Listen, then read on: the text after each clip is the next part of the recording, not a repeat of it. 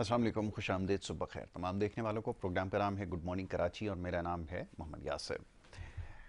नज़रीन, programme good morning Karachi में मुख्तलिफ़ नौइयत के मामलात और मसाइल पर गुफ्तगू करते हैं और कोशिश होती है कि अवामी नौइयत के मामलात और मसाइल प्रोग्राम में ज़ेर बहस लाए जाएँ। गुज़िश्ता हफ्ते तक बात होती रही मुख्तलिफ़ मामलात और मसाइल पर। समाजी नौइयत के कुछ मसाइल थे जिसके ऊपर हमने गुफ्तगू की और बहुत सारे पैगामात मौसूल हुए। यकीनन कोशिश होती है कि जो पैगामात हम तक पहुँचाए जाते हैं, भेजे जाते हैं, उसमें जिन मसाइल की निशानदेही की जाती है उसके ऊपर ख़ास तौर पर प्रोग्राम में गुफ्तगू की जाए। तो सिलसिले को आज भी जारी रखेंगे और साथ साथ गुज़िश्ता हफ्ते के अख्ताम तक जो डेवलपमेंट हुई है उसके ऊपर भी बात की जाए। ख़ास तौर पे जो मौसमियाती तब्दीलियाँ रोनमा हो रही हैं। अच्छा, ये बड़ी अजीब बात है कि पिछले ना जाने कितने सालों से, कोई मेरे ख़्याल में 12-14 साल से इस हवाले से बात कर रहा हूँ मुख्तलिफ़ प्रोग्राम्स के अंदर। अपने प्रोग्राम्स में भी कुछ 8-10 साल से ये सिलसिला जारी है कि पूरी दुनिया में इस वक्त जो सबसे बड़ा और अहम मौजू और मसला है वो मौसमियाती तब्दीलियाँ हैं।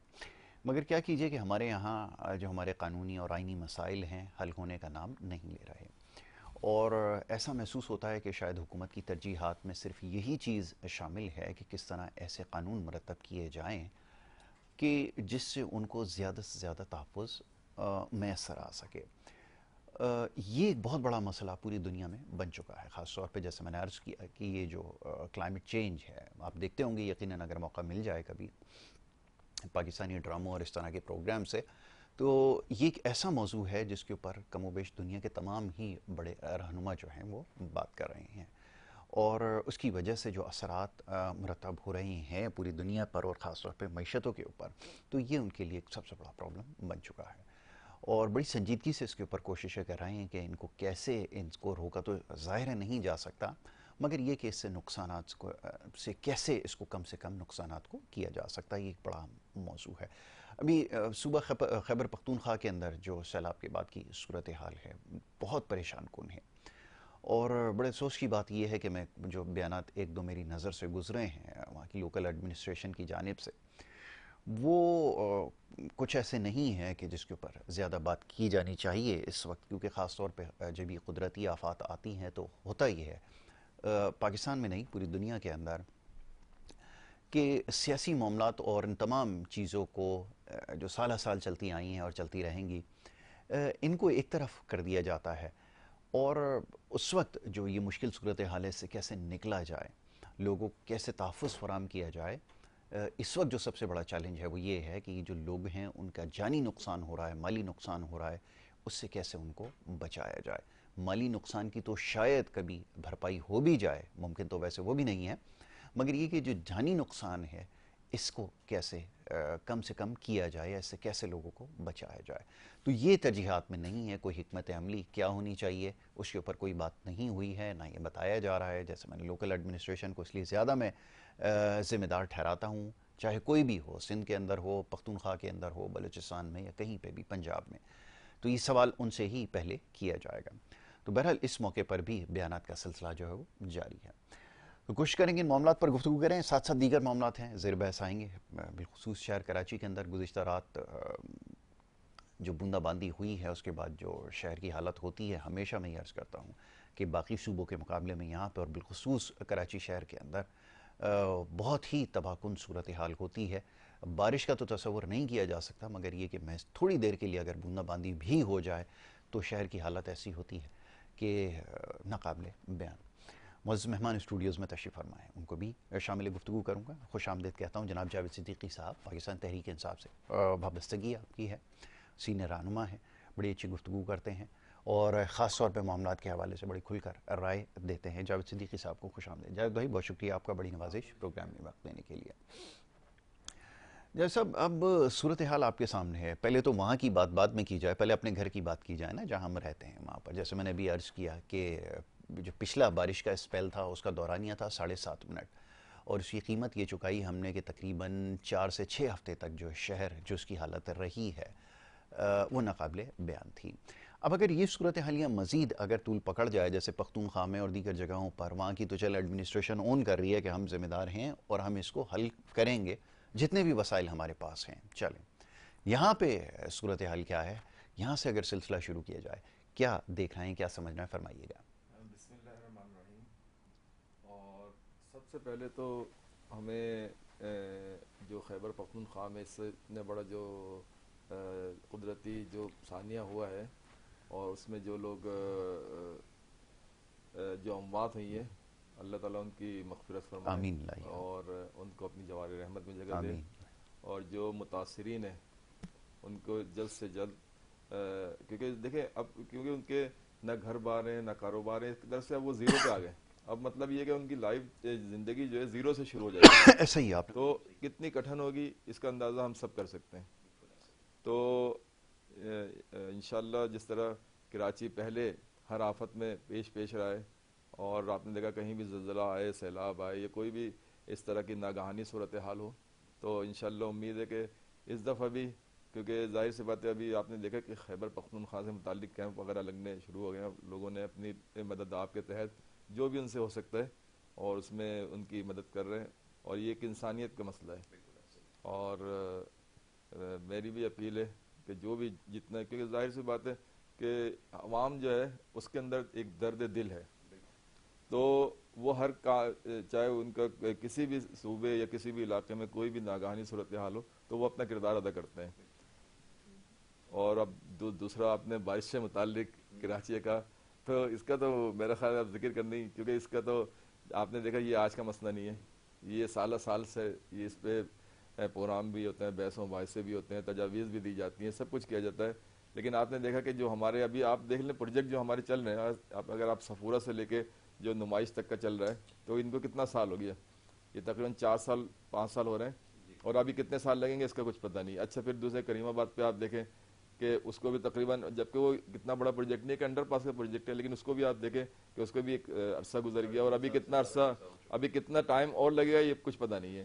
اسی طرح آپ دیکھیں جوہر میں جو پروجیکٹ شروع ہے, تو جب آپ اس طرح پروجیکٹ ادھورے چھوڑیں گے, اور تو اس سے پھر ظاہر سی بات ہے ویسے ہی آپ دیکھیں کہ جو ہمارا شہر کراچی ہے وہ پولوشن میں دنیا میں 4تھے نمبر پہ, کبھی 3رے نمبر پہ آ جاتا ہے.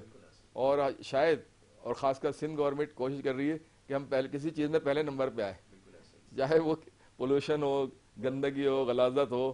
کیونکہ آپ دیکھیں بلدیہ سے آپ نے سارے اختیارات سندھ گورنمنٹ لے لی, کیونکہ انہیں امید نہیں تھی کہ ہم کراچی میں بلدیہ میں کبھی آ سکیں گے, تو اس وجہ سے شاید انہوں نے کہا کہ اس سے بہتر ہے کہ اختیارات ہی لے لیے جائیں ان سے.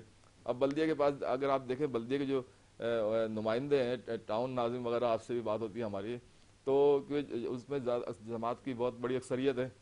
اور آپ نے دیکھا کہ جماعت نے دعوے بھی بہت کیے تھے جب الیکشن ہوئے تھے, اور کچھ کوشش بھی کرتے ہیں, لیکن وہ پھر اپنی مجبوریاں ہی بتاتے ہیں, اور وہ مجبوریاں وہی ہیں کہ سندھ گورنمنٹ ان کو فنڈز یا کچھ اس طرح کی جو چیزیں ہوتی ہیں, جو ان کا ایک رائٹ ہوتا ہے بلدیہ کا, وہ ان کو نہیں دے پاتی. تو یہ تو سب مطلب یہ کہ تقریباً ہر شہری پاکستان, کراچی کا بلکہ پاکستان کا, کراچی کا تو خیر فیس کر رہا ہے, بھگت رہا ہے جسے ہم بولتے ہیں, لیکن پورا پاکستان جانتا ہے کہ کراچی میں کیا ہو رہا ہے اور کس طرح کراچی کو تباہ. جبکہ دیکھا جائے تو دنیا بھر کے جو اس طرح کے جو بزنس کمیونٹی والے شہر ہوتے ہیں وہ بہت صاف ستھرے ہوتے ہیں, ان میں لا اینڈ آرڈر کی سچویشن بہت اچھی ہوتی ہے, اور ادھر قاعدے قانون کے مطابق پورا نظام چل رہا ہوتا ہے. لیکن یہاں آپ دیکھیں کہ جس کا جہاں جی چاہتا ہے وہ بیٹھ کے کاروبار شروع کرتا ہے, جس کا جہاں دل چاہتا ہے. اچھا پھر کاروبار بھی ایسے نہیں, یہاں پہ منشیات کا آپ دیکھیں کتنا تیزی سے رجحان بڑھتا چلا جا رہا ہے. اچھا پھر دوسری بات یہ کہ جو مہنگائی اور جو چیزیں ہو رہی ہیں اس سے جو ٹینشن ہو رہی ہے لوگوں کو, ذہنی جو مریض ہیں کہ لڑائی جھگڑے جو ہم اکثر پروگراموں میں ذکر کرتے ہیں, وہ چیزیں بڑھتی چلی جا رہی ہیں. اور اب اس پہ اگر اس طرح کی جو قدرتی آفات آ جاتی ہیں, تو وہ جب آپ اتنے چھوٹے چھوٹے مسئلے حل نہیں کر پاتے, ان کا کوئی متبادل نہیں کر پاتے, تو آپ اتنے بڑے قدرتی آفات سے کیسے نمٹیں گے.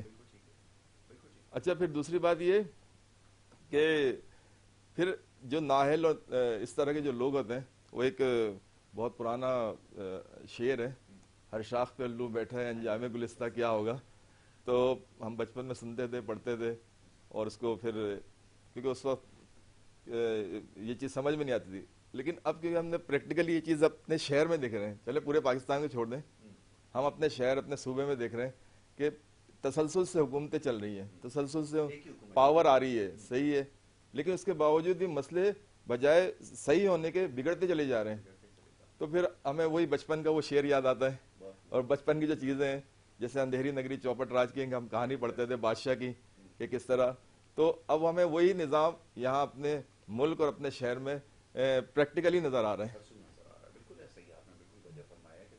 کیونکہ آپ دیکھیں, آپ اکثر دیکھتے ہیں اربوں کا بجٹ بنا ہوتا ہے, بالکل ایسا ہی ہے. تعلیم کے لیے اتنے ارب رکھ دیے, صحت کے لیے اتنے رکھ دیے, لیکن گراؤنڈ ریئلٹی کیا ہے؟ اربا ارب روپے مطلب تزئین و وہی. آرائش کے لیے خرچ ہو رہے ہیں, وزیر اعلیٰ ہاؤس کے, ان کے ان کے, مگر تو شہر کی اچھا حالت پھر آپ دوسری بات یہ کہ ان کے کام دیکھیں نا آپ. مسئلہ یہ ہے کہ ٹھیک ہے آپ کو اگر ایک اچھی سیلری مل رہی ہے, اگر آپ کہیں بھی کچھ بھی خدمات انجام دے رہے ہیں, جاب کر رہے ہیں, تو وہ چیز اگر پروموٹ ہو رہی ہے, اوپر جا رہی ہے, اچھی جا رہی ہے, آپ کی مراعات میں اضافہ ہو رہا ہے, کوئی مسئلہ نہیں.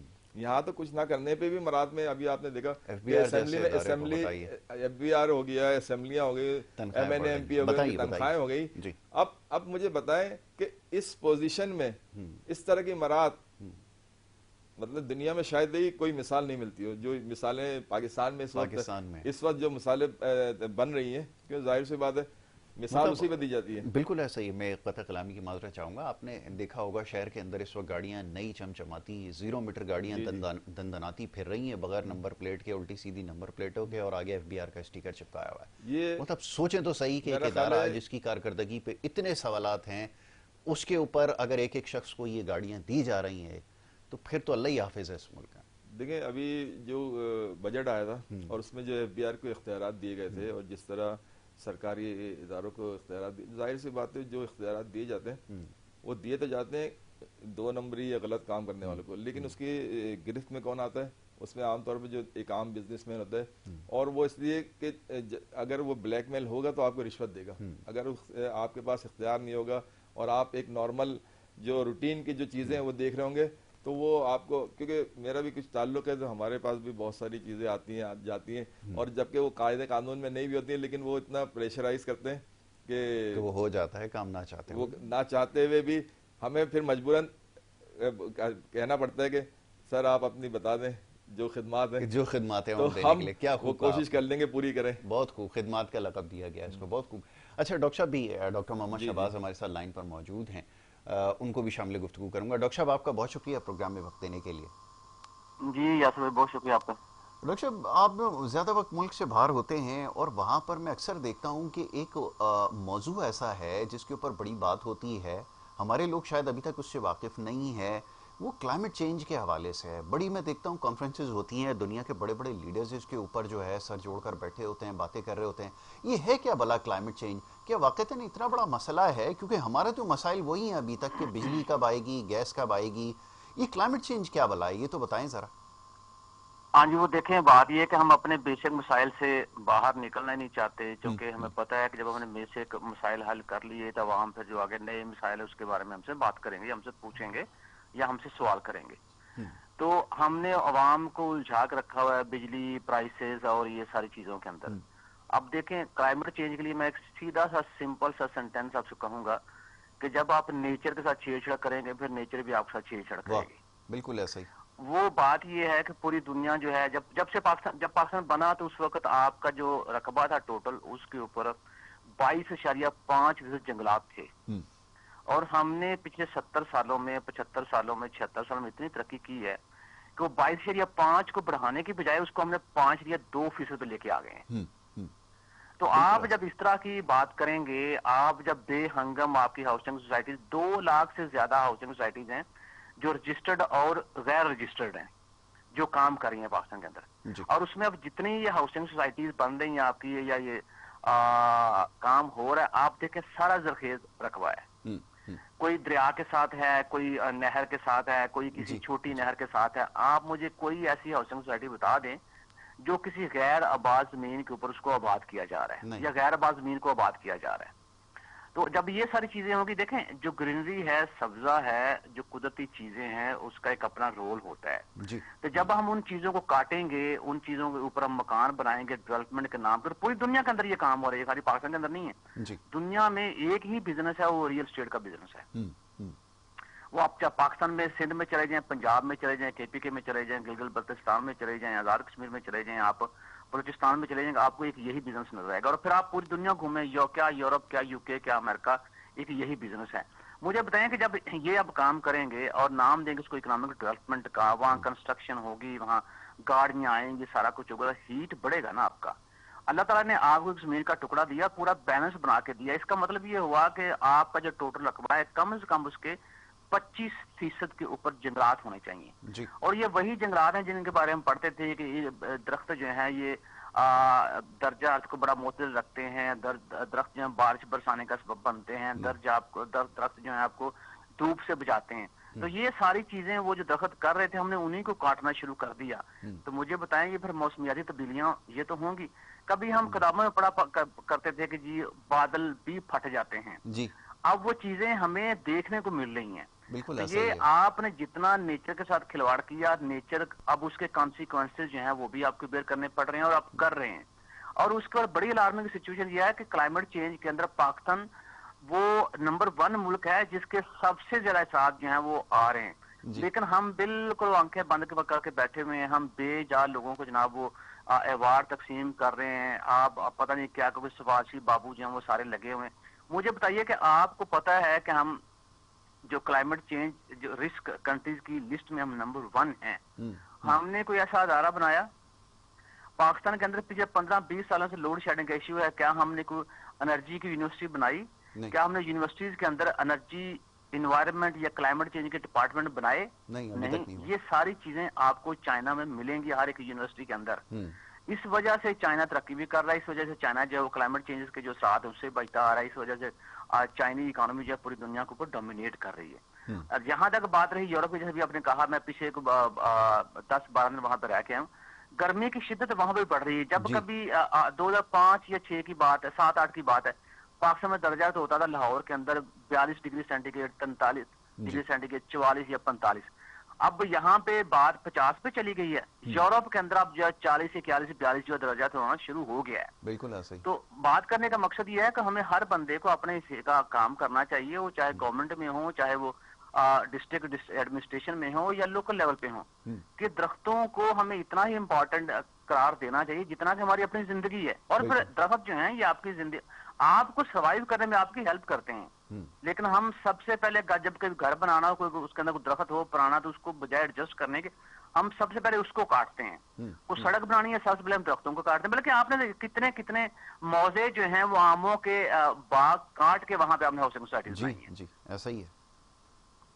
بالکل آپ نے صحیح کہا کہ یہ صورتحال ہمارے یہاں ہے. اور ہمارے یہاں بڑی عجیب بات ہے نا, کلائمیٹ کے حوالے سے کوئی بات ہے عملاً تو کچھ ظاہر ہے ہو ہی نہیں سکتا, کیونکہ ابھی تک معاملات سمجھ میں آئے ہی نہیں ہیں کہ یہ جو موسمیاتی تبدیلیاں ہیں یہ کیوں رونما ہو رہی ہیں پوری دنیا میں. جیسا بھی ڈاکٹر صاحب عرض کر رہے ہیں کہ پوری دنیا میں تحقیقی ادارے بھی بنائے جا رہے ہیں, ریسرچ بھی ہو رہا ہے, یہ بھی دیکھا جا رہا ہے کہ اگر اس سے نقصانات ہوں گے تو اس کا تخمینہ کیسے لگایا جائے گا. آپ کو یاد ہوگا تو پچھلے سالوں میں بھی 3 یا 4 سال قبل جب ایک سیلاب آیا سندھ کے اندر, جو نقصانات ہوئے, جب یہ سوال ہوا باہر والوں نے جن سے ہم جاتے ہیں, تو انہوں نے سوال کیا کہ نقصانات کے بارے میں بتائیے ذرا, تو سب الگ الگ فگرز جو ہے وہ کوٹ کر رہے تھے. تو یہ بڑی حیران کن اور بڑی مضحکہ خیز بات ہے کہ آپ کے پاس ابھی تک یہی نہیں ہے آپ کو پتا کہ آپ کے نقصانات کس طرح ہو رہے ہیں. جب آپ کو نقصانات کا اندازہ ہی نہیں ہے تو اس کا کیا تخمینہ لگائیں گے, اور بھرپائی کا تو سوال ہی نہیں پیدا ہوتا. تو یہ ایک سب سے بڑا پرابلم ہے کہ ہمیں یہ چیز ابھی تک سمجھ میں نہیں آیا. ایوارڈ تو خیر ہمیں لینے آتے ہیں, وہ ہم لے رہے ہیں. وہ خاتون کوئی ایک وزیر ہیں یا بڑے اہم عہدے پر ہیں, وہ ایوارڈ تو کوئی مل گیا, لیکن میں سوچتا ہوں کہ نہ عملاً کچھ ہے, نہ کوئی ایسا سولوشن پیش کیا کہ اس کے اوپر اگر کام کیا جائے, نہ اس کے اوپر کوئی حکمت عملی ہے. حکومتیں یہاں موجود ہیں, سب کچھ ہے, کوئی چیز نظر گراؤنڈ پہ نہیں آ رہی. میں صرف زبانی جمع خرچ اور سوشل میڈیا کا خاص طور پہ استعمال آپ جانتے ہیں, اب تو لوگوں کو ہائر کیا ہوا ہے, تو اس کے موسمیات کی حوالے سے, یہ کلائمیٹ کے حوالے سے کا ٹویٹ کروا دینا, اس سے زیادہ اور کوئی کام ہمارا نہیں ہے. اور یہی کچھ ہمیں ساری شعبدے بازی ہے, یہ ہمیں بخوبی آتی ہے اور یہ کام ہم جانتے ہیں. جب اب یہ فرمائیے کہ کیا جائے, پختونخوا کی حکومت ہو, سندھ حکومت ہو, اس میں تو سب برابر ہیں نا. آپ یہ تو نہیں کہہ سکتے کہ سارے کے سارے جو ہیں ان میں سے کوئی ایک ایسا مثالی کام کر رہا ہے کہ وہ درخت لگانے کی جو بات ہوئی تھی بہت اچھی بات تھی, مگر بڑی بدقسمتی یہ ہے کہ وہ بھی کرپشن کی نظر ہو جاتے ہیں اس طرح کے معاملات. لیکن یہ کہ چلیں بات تو ہوئی اس حوالے سے, ہمارے یہاں تو اس قسم کی کوئی بات ہے ہی نہیں. سندھ کے اندر اگر میں بات کروں, کہاں کوئی اس حوالے سے بات ہوئی. ابھی آپ نے بتایا آلودگی کے حوالے سے 100% درست ہے کہ دنیا کے آلودہ ترین شہروں میں دوسرا یا پہلا نمبر ہی ہوتا ہے ہمارا, یہ ہم نے پہنچا دیا. اس کا کیا کیا جائے؟ دیکھیں اصل میں اگر آپ دیکھیں کہ ظاہر سی بات ہے یہ جو ساری ڈیولپمنٹ پلاننگ وغیرہ یہ سب حکومتوں کی ذمہ داریاں ہوتی ہیں. صوبائی حکومت کی اپنی ذمہ داری ہوتی ہے, وفاق کی اپنی ایک ذمہ داری ہوتی ہے.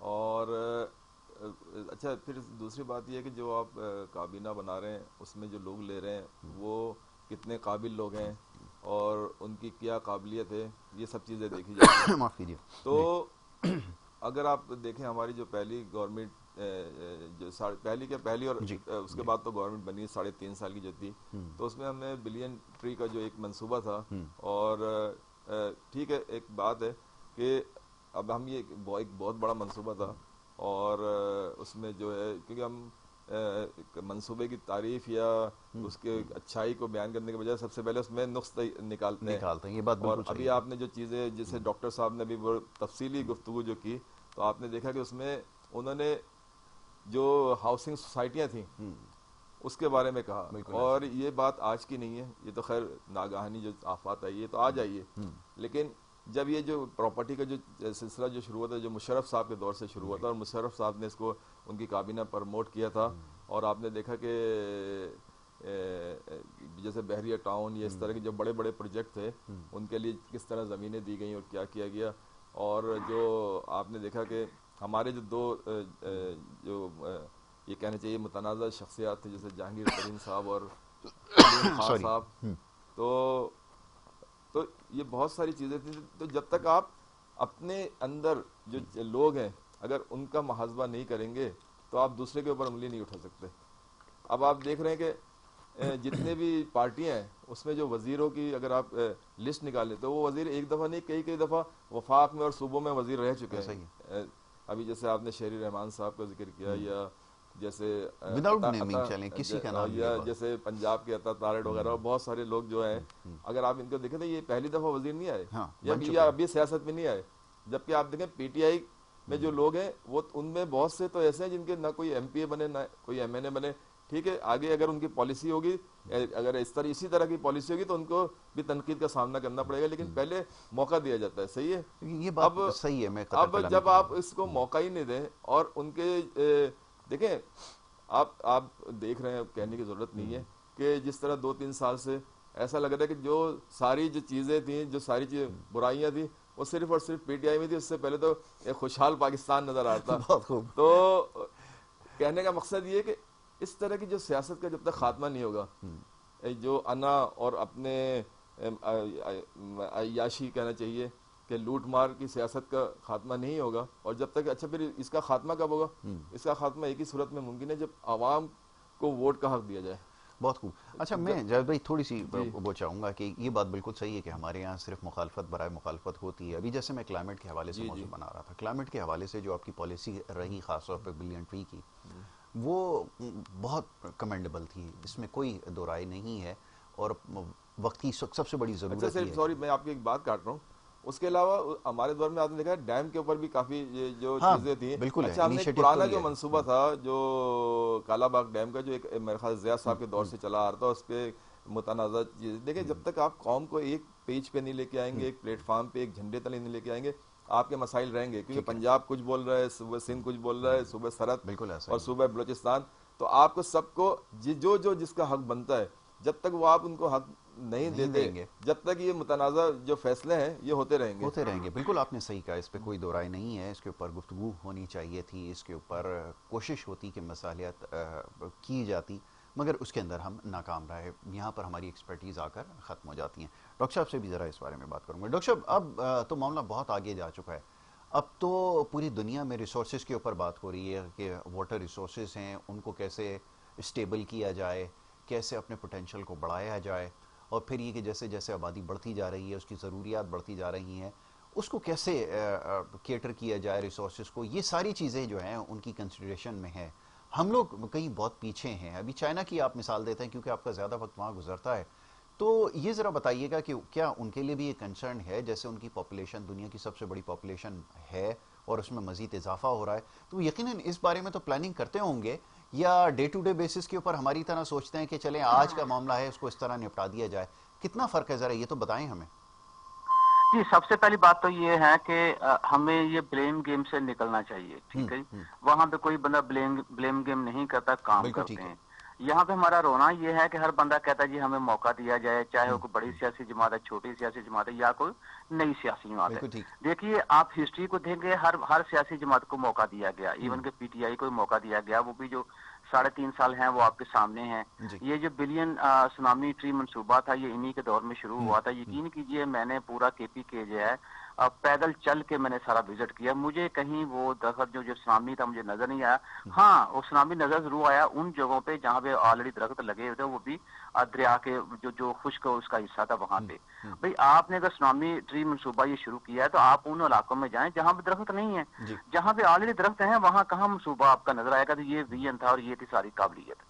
اچھا دوسری بات اب یہ ہے کہ دنیا جو ہے وہ اس کنسرن میں ہے کہ ہم کیسے جو ریسورسز ہیں اس کی سپلائی اور ڈیمانڈ جو چین ہے اس کو ہم سسٹین کریں. اس میں پاپولیشن جو ہے اس کا بہت بڑا فیکٹر آتا ہے. آپ دیکھیں گے چائنا جو ہے اس نے پاپولیشن کو ایک وقت تھا جب ان کی ون چائلڈ پالیسی تھی، پھر انہوں نے دیکھا کہ پاپولیشن جو گرافکس ہیں وہ ہمارے چینج ہو رہے ہیں یا ڈیویڈنڈ جو اس کا بھرپور طرح سے فائدہ نہیں اٹھا پا رہے، پھر انہوں نے پالیسی چینج کر دی. بات کرنے کا مقصد یہ ہے کہ پالیسی جو ہوتی ہے یہ وقت کی ضرورت کے مطابق اس کے اندر آپ ایڈجسٹمنٹ کرتے ہیں. ہمارے ہاں ہمیں پتہ ہے کہ ہمارے ریسورسز کم ہیں، لیکن آج بھی پاکستان کا جو پاپولیشن گروتھ ریٹ ہے وہ 2% سے زیادہ ہے آپ کا. اس سال جو آئی ایم ایف سے یہ بات کر رہا ہے کہ آئی ایم ایف کے جو اسٹیمیٹس ہیں کہ توقع ہے کہ آپ کا جو اکنامک گروتھ ریٹ ہے وہ 3 یا 3.5 ہوگا. مجھے بتائیے کہ جب آپ کا پاپولیشن ہے وہ 2% سے اوپر ہے تو اس کو کہ آپ کی جو گروتھ ہے اس کا 2% تو آپ کی پاپولیشن کی ایڈجسٹمنٹ میں چلا جائے گا. باقی جو آپ کا 1 یا 1.5% ہوگا اس سے آپ کیا کریں گے. اور یہ پاپولیشن گروتھ ہے چونکہ ہمارا 2 سے اوپر، اس وجہ سے ان امپلائمنٹ جو ہے وہ بھی آپ دیکھیں کہاں چلا گیا ہے. اس کی وجہ سے انفلیشن جو ہے وہ پاپولیشن کی گروتھ کی وجہ سے ڈیمانڈ میں اضافہ ہو رہا ہے، آپ کا انفلیشن بڑھتا جا رہا ہے. ہم کہتے تو ہیں ہم اس کو 4.5% کے اوپر لے آئیں، لیکن ایکچولی یہ سچویشن نہیں ہے. اچھا دوسری بات اب دیکھیں ہمارے جتنے پڑوسی ملک ہیں، آپ بنگلہ دیش کو لے لیں جن کے ساتھ آج کل ہماری ٹائز ماشاءاللہ بڑے اچھے طریقے سے چل رہی ہیں اور چلنی چاہیے. انہوں نے بھی اپنا جو پاپولیشن گروتھ ہے اس کو 2% سے نیچے لے کے 1.96% ہے. تو ہمیں بھی تھوڑا سا کب بچپن میں ہم سنا کرتے تھے کہ وہ آبادی میں اضافہ جو ہے وہ ساحل کھا جائے گا، یہ آبادی کا طوفان جو ہے اس سے بچنا چاہیے، ہمیں صحت مند شادی کرنی، صحت مند فیملی ہونی چاہیے، اس میں 2 ہی بچے ہونے چاہیے. اب بھی کبھی کبھی ہم اس اشتہار کو دیکھ لیتے ہیں، لیکن ہم جیسے میں نے آپ سے کہا نا کہ ہم سیریس نہیں ہیں. دیکھیں لوگ پاکستان کے اندر بھی قابل ہیں. بات یہ ہے کہ جب ہمارے اوپر جو لاٹ بیٹھی اس کے اندر سے احساس ذمہ داری ہی ختم ہو گیا ہے، تو وہ بیچارے جو قابل لوگ ہیں وہ کیا کریں. اور پھر ایک اور جو بڑی بات ہے وہ یہ کہ اب اس طرح کے اس ملک کے اندر حالات بن گئے ہیں کہ آپ نے اگر کام کر دیا بھول چوک سے تو پھر آپ کو اس کو کام کرنے کا حساب بھی دینا پڑے گا. اس لیے وہ لائق لوگ جو سارے خاموش بیٹھے ہوئے ہیں کہ ہم کام کرنے کے بعد کام کا حساب نہیں دے سکتے. باہر یہ ہو رہا ہے کہ جو ٹیلنٹڈ لوگ ہیں کہیں سے ان کو پتا چل دے کہ اس میں کوئی تھوڑا بہت سپارک ہے تو اس کو پورا وہ انوائرمنٹ بنا کے دیتے ہیں کام کرنے کے لیے.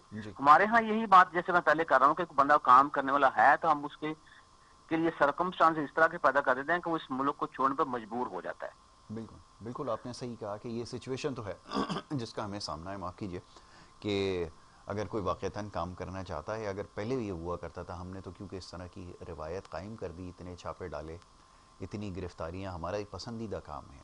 جب بھی ہمارے پاس اختیار آئے نا ہم ہر کسی کو تھانے دار بنا دیتے ہیں کہ وہ چھاپے بھی مارے، گرفتاریاں بھی کرے. یہی دیکھیں ابھی ایف بی آر کے حوالے سے تو ہمارا بس نہیں چلتا کہ ہم ہر کسی کو سرکاری ادارے کو تھانہ بنا دیں اور وہ جو بھی جائے اس کو گرفتاریاں ڈالیں. تو یہ کلچر جب ہوگا تو ظاہر ہے کہ آپ کے یہاں نہ انویسٹمنٹ آئے گی، نہ کام کرنے کے لیے کوئی کنڈیوسیو انوائرمنٹ جو ہے وہ میسر آئے گا. تو کیا جائے؟ اب سوال یہ پیدا ہوتا ہے کہ وہ ہماری ترجیحات میں نہیں ہے. سیاسی اختلافات ہوتے ہیں، پوری دنیا میں ہوتے ہیں، مگر یہاں جو کچھ ہو رہا ہے وہ سمجھ سے بالا تر ہے. فرمائیے ذرا.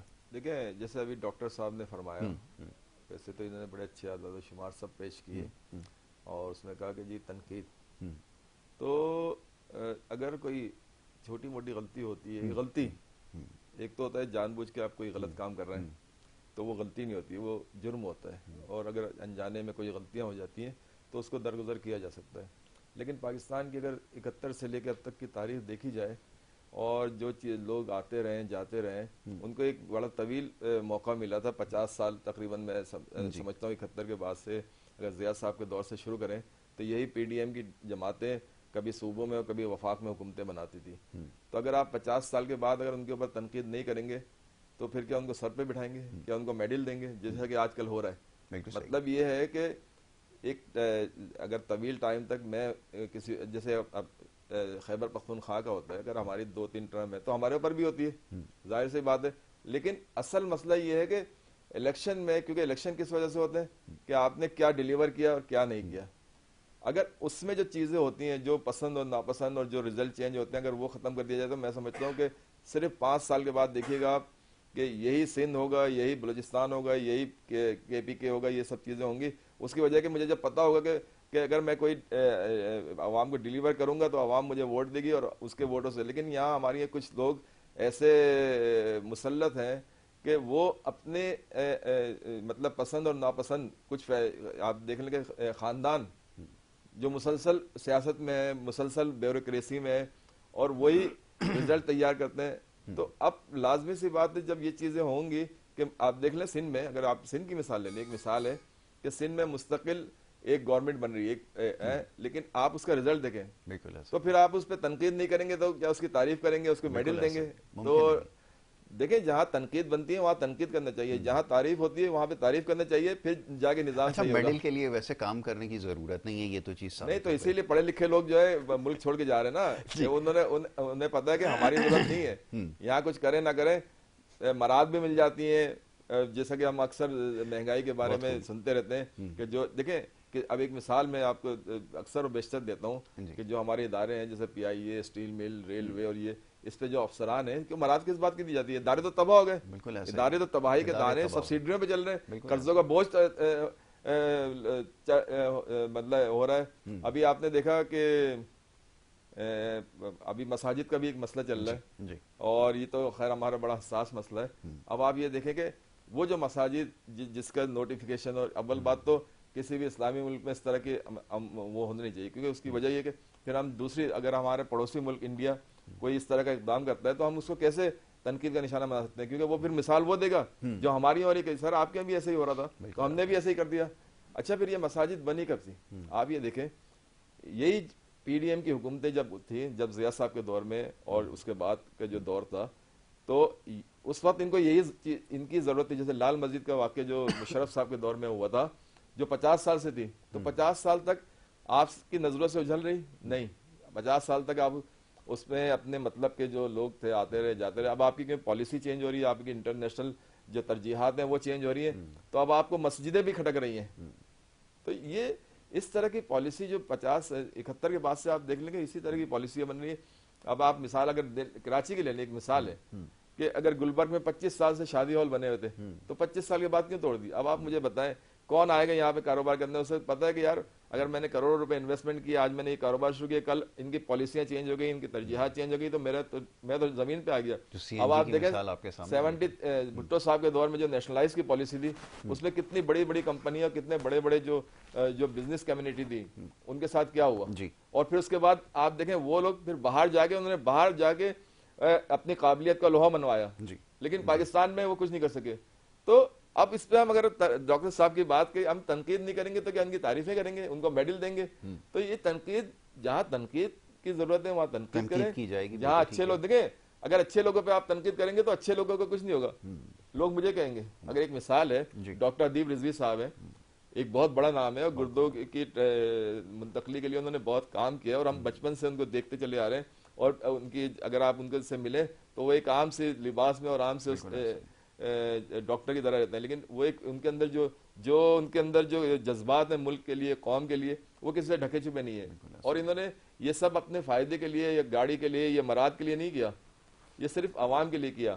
تو اب ایسے لوگوں کو اگر میڈل دیا جائے تو سمجھ میں آتا ہے, فخر کی بات ہے. لیکن اگر ایسے لوگوں کو کہ جنہوں نے ملک میں سوائے تباہی اور لوٹ مار کے اور بینک بیلنس بنانے کی کچھ نہیں کیا, تو پھر افسوس ہوتا ہے. بالکل ٹھیک ہے. تو یہ اپریسیشن کا بھی ایک بڑا معاملہ اور مسئلہ ہے. اسی طرح پروفیسر ہیں, بہت سارے لوگ ہیں. جی بالکل آپ نے صحیح کہا کہ جو واقعی لوگ ڈیزرو کرتے ہیں ان کا نام و نشان یہاں سے مٹ چکا ہے اور نہیں لوگ ان کو جانتے. مگر یہ کہ جو کچھ ہو رہا ہے اب اس کے اوپر کیا کہا جائے. بہرحال چلیں ڈاکٹر صاحب سے اس بارے میں پوچھتے ہیں. ڈاکٹر صاحب ذرا آگے معاملے کو اگر لے کر چلیں. ڈاکٹر صاحب لائن پر ہمارے ساتھ ہیں اس وقت؟ ڈاکٹر صاحب ہیں لائن پہ؟ نہیں, میرا نہیں خیال کہ وہ لائن پر اس وقت ہیں. تو تو یہ ایک بڑا معاملہ ہے. یہ اپریسیشن جو ہوتی ہے سرکاری سطح کے اوپر خاص طور پہ پوری دنیا میں ہوتا ہی ہے کہ جو واقعتاً بڑی غیر معمولی جن کی کارکردگی ہوتی ہے ان کو پھر ان تمام اعزازات سے نوازا جاتا ہے. اب یہ بھی ایک مذاق سا بن کر رہ گیا ہے جو کچھ ہو رہا ہے. میں اس کے اوپر زیادہ تو کچھ کہنا نہیں چاہتا بہرحال, لیکن بڑے حیرانی ہوتی ہے کہ آپ جیسے یہ بڑے بڑے, ابھی آپ نے آفیسرز کا نام بتایا, بیوروکریسی کے اندر بڑے بڑے نام رہے ہیں اور ان کے اداروں کی کارکردگی آپ دیکھیں 0/0 ہے. بڑے بڑے نام ہیں, بڑی بڑی مراتیں لے رہے ہیں, ملک کے باہر دورے بھی ہو رہے ہیں, سب کچھ ہو رہا ہے, مگر کارکردگی الحمدللہ سب کی 0 ہی ہے. تو یہ صرف ہمارے ملک میں یہ ساری چیزیں پائی جاتی ہیں. تو کیسے پھر آگے چلے گا اس کے بارے میں تو بتائیں, چاہے حکومت کوئی بھی ہو, ان کے ہاتھوں بھی تو بلیک میل ہوتے رہتے ہیں. ان کی کارکردگی آپ دیکھ لیں. دیکھیں جب تک آپ جینین عوامی نمائندے جو ہیں اور جو عوام کے درمیان رہتے ہیں اور جو عوام کے لیے سوچتے ہیں, اور ان کا اگر اسی طرح, کیونکہ ان کو اگر آپ عوام کو پاور, دیکھیں دنیا بھر میں یہ ایک نظام چل رہا ہے الیکشن کا, یہ ہمارے ملک میں کوئی نہیں ہے. اس کے علاوہ بھی دیکھیں آپ کہ جہاں جہاں یہ نظام چل رہا ہے اور جہاں عوامی رائے ہے وہاں پہ عوام کو ڈیلیور کیا جاتا ہے, کیونکہ انہیں پتہ ہے کہ یہی ہمیں ووٹ دے کے دوبارہ لے کے آئیں گے, ورنہ نہیں. لیکن یہاں پہ جو من پسند جو لوگوں کو لانا, تو پھر جو آنے والے ہیں پھر وہ انہی کے مطالبات اور انہی کے اس کے اوپر چلتے ہیں, نظریات پہ. اور یہ آج کا نہیں مسئلہ نہیں ہے, یہ گزشتہ 50-60 سال سے چل رہا ہے. کیونکہ اگر ہم اپنے والد یا اس سے پیچھے جائیں تو ماحول پھر بھی بہتر تھا, لیکن آہستہ آہستہ بگڑا اور اب یہ اپنے انتہا کے اوپر ہے. آپ دیکھیں کہ جب سے پی ٹی آئی گورنمنٹ میں آئی تھی 3.5 سال کا جو اس کا مختصر سا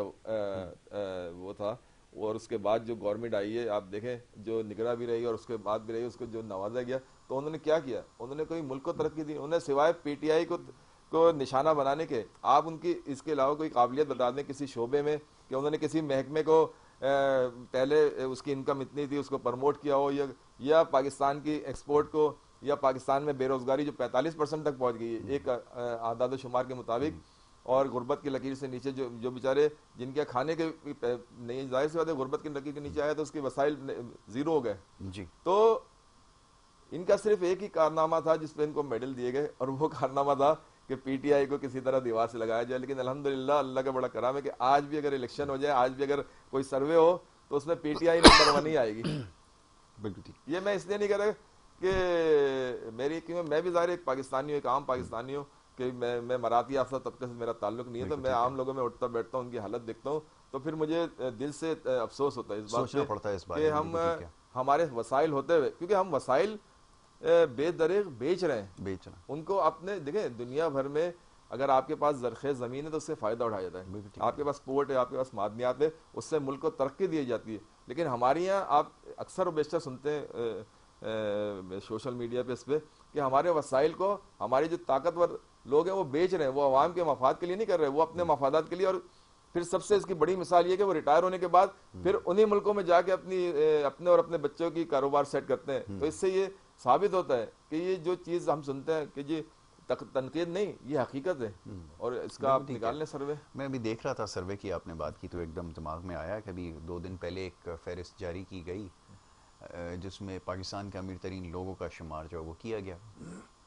اس میں دیکھ رہا تھا بڑی تعداد ایسے لوگوں کی ہے جو یہ قانون سازی کا حصہ رہے ہیں, ممبر پارلیمنٹ رہے ہیں, یہ بھی امیر ترین لوگوں میں ان کا شمار ہوتا ہے. اب آپ اس کو جس طرح سے بھی, جس زاویے سے بھی اس کا جائزہ لیں یا دیکھنے کی کوشش کریں, چاہے وہ پہلے سیاست میں آئے یا سیاست میں آنے کے بعد یہ سب کچھ ہوا, اور باقی ماندہ افراد کی بھی کہیں نہ کہیں کسی نہ کسی طرح سیاسی وابستگیاں ہیں, اور یہ سلسلہ چلتا رہا ہے. تو یہ بڑی عجیب بات ہے واقعتاً. اس میں سے بہت تھوڑے لوگ ایسے ہوں گے جو محنت کر واقعتاً کوشش کر یہاں تک پہنچے ہوں گے, وغیرہ ساری سیاسی مہربانیوں کی نتائج ہیں جو نظر آ رہے ہیں. بڑی سخت بات ہے, مگر آپ اس کا اگر جائزہ لیں ایک شخصیت کا تو آپ کو بخوبی اندازہ ہو جائے گا کہ کون کس طرح جو ہے وہ یہ سارے عمل کا حصہ رہا ہے. اب تو یہ وزیر مشیر یا پارلیمنٹیرین نہیں, اب تو ایک عام جو بیوروکریٹ سے ایک چھوٹا معمولی آفیسر جو ہے اس کی بھی دبئی میں جائیدادیں نکل رہی ہیں. سب کی جائیدادیں. تو اب آپ مجھے بتائیں آپ کا کرپشن جو ہے, دیکھیں کرپشن جیسے کہ ہم بولتے ہیں کہ جی عوام اور یہ سب کچھ بھی نہیں ہے. کرپشن اوپر, جیسے چائنا کی مثال ہے, مچھلی سر سے سڑنا شروع ہوتی ہے,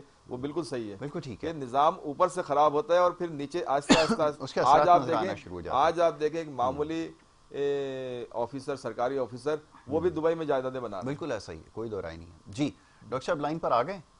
جی جی جی ڈاکٹر صاحب اب کیا کیا جائے جب ایسی صورتحال ہو جس کا بھی تذکرہ ہو رہا ہے؟ میں دیکھ رہا تھا کہ ہمارے یہاں کے جو ٹائکونز ہیں، بزنس کے بڑے بڑے نام ہیں، امیر ترین لوگوں میں جن کا شمار ہو رہا ہے، ان کو دیکھتا ہوں، ان کا موازنہ دنیا کے دیگر لوگوں سے کرتا ہوں، جیک ما سے کرتا ہوں اور کسی مارک زوکربرگ سے کرتا ہوں اور اس طرح کے لوگوں سے کرتا ہوں، محنت کر کر وہ ٹیکنالوجی کے اندر ریولوشن لے کر آئے ہیں اور دنیا میں ان کا نام ہوا ہے۔ ہمارے یہاں تو معاملہ کچھ اور ہی چل رہا ہے۔ ہمارے یہاں تو جو سیاسی وابستگیاں جس کے ساتھ رہی ہوں گی، جو تعلقات رہے ہیں، اس کی بنیاد پر لوگ امیر ہو رہے ہیں۔ جب اس طرح کی صورتحال ہو، پھر ایک عام آدمی کیسے آگے بڑھے گا اور کیسے اس کے لیے مواقع پیدا ہوں گے، یہ سمجھنا تھوڑا مشکل ہے۔ آپ چاہوں گا ذرا اس کے اوپر بھی روشنی ڈالیے۔ جی دیکھیے، دنیا میں دو طرح کے بزنس ہوتے ہیں، ایک آپ کا فزیکل بزنس ہوتا ہے۔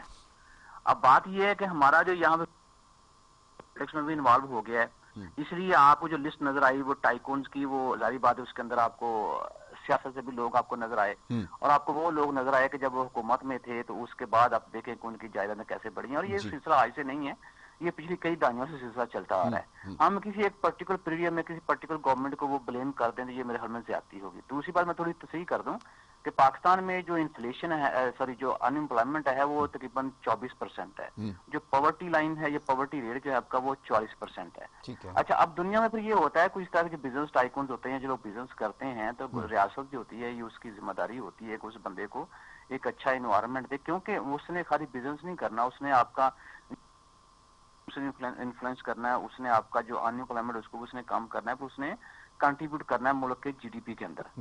اس لیے دنیا میں ہر کہیں جہاں بزنس لوگ لے کے آتے ہیں تو گورنمنٹ ان کو اپنی ایک ذمہ داری سمجھتی ہے۔ ہمارے ہاں ایک ریئل اسٹیٹ کا بزنس تھا جس کے اندر ہم نے بہت ساری چیزیں دنیا کو بھی ہم نے دکھائیں، بتائیں اور سکھائیں، اسی کو ہم نے کھوٹے لائن لگا دیا اور بڑے بھرپور طریقے سے کھوٹے لائن لگایا، ٹھیک ہے۔ باقی جو آپ جتنا مزید ڈاکومنٹس میں اندر آپ کہیں کہ ہمارا ایز ڈوئنگ انڈیکس جو ہے، ایز ڈوئنگ بزنس انڈیکس جو ہے وہ اتنے % بڑھ گیا ہے جی، وہ دیکھیں باقی ممالک جو ہے ہمارے پڑوس میں ان کا ایز ڈوئنگ بزنس انڈیکس جو ہم سے کم ہے۔ بات ریالٹی کی ہوتی ہے کہ گراؤنڈ ریالٹی کے اوپر کتنا آسان ہے بزنس کرنا۔ پھر دوسری بات یہ کہ آپ دیکھیں بزنس کے اندر رہتے ہوئے پھر آپ کی چینز ہوتی ہیں، ٹائز ہوتی ہیں آپ کی۔ سپوز کہ اگر ہم یہ ریئل اسٹیٹ بزنس کی بات کی، اس کے ساتھ 22-24 سیکٹر ایسے ہوتے ہیں کہ جو اس کے ساتھ وہ موو کر رہے ہوتے ہیں۔ تو اگر آپ کا ایک ریئل اسٹیٹ کا بزنس آپ کا بیٹھ گیا تو سمجھے کہ باقی 22 سے 24 سیکٹر جو آپ کے وہ بھی بیٹھ گئے ہیں، کیونکہ اس لیے اس کو کہتے ہیں میکرو اکانومی کے اندر جو اکنامک انڈیکیٹر تو نہیں ایک دوسرے کے ساتھ لنک ہوتے ہیں۔ ہاں، اس میں تھوڑا دیکھا جائے تو پاکستان کی سچویشن اتنی بری نہیں ہے جتنی بلکہ ہمیں بتائی جاتی ہے یا بالکل ٹھیک ہے۔ کرٹیسائز کیا جاتا ہے۔ ڈاکٹر پاکستان صاحب میں میں امپروومنٹ آئی ہے۔ معذرت چاہوں گا، وقت میرے پاس بالکل ختم ہو گیا۔ یہ موضوع ایسا ہے جس کے اوپر آپ مزید بات کر سکتے ہیں اور ہم مزید سوال بھی کر سکتے ہیں، مگر یہ کہ بریک کے لیے کہا جا رہا ہے، دوسرے سیگمنٹ کی طرف ہمیں بڑھنا ہوگا۔ جاوید بھائی میں آپ کا بڑا شکر گزار ہوں۔ کہہ دیجئے۔ ایک بات کہنا چاہتا ضرور ہوں کہہ دیجئے کہ ہمارے یہاں پاپولیشن کا اکثر ذکر ہوتا ہے اور کہا جاتا ہے کہ جی پاپولیشن کی وجہ سے یہ ہو رہا ہے، پاپولیشن۔ دیکھیں دنیا بھر میں جو ینگ جنریشن ہے وہ دنیا میں ہماری 60% تقریباً تھی اور اس کو ہم بہت اچھا یوٹیلائز کر سکتے تھے، لیکن آپ ان چیزیں دیکھیں، دنیا میں 1-1 کروڑ کے 1.5 کروڑ ارب کے ملک ہیں، لیکن وہاں بھی نظام بہتر چل رہا ہے، اور ہمارے یہاں جو آفیشیلی جو 30-35 کروڑ بتاتے ہیں اس پہ بھی ہمارا، اور پھر دوش دیتے ہیں اس کو، بھائی اپنی ناکامی نالائکیوں کو دوش دیں بجائے اس کے کبھی پاپولیشن کا، کبھی آمدنی کا، کبھی کسی کا بہانہ بنایا جائے۔ بڑی اچھی بات ہے۔ میرے خیال میں اس کے اوپر مزید میں اور کچھ اضافہ نہیں کر سکتا۔ بریک کے لیے کہا جا رہا ہے، بریک لیں گے، بریک کے بعد دوسرے سیگمنٹ کی طرف بڑھیں گے۔ آپ دیکھتے رہیے ہمارا پروگرام۔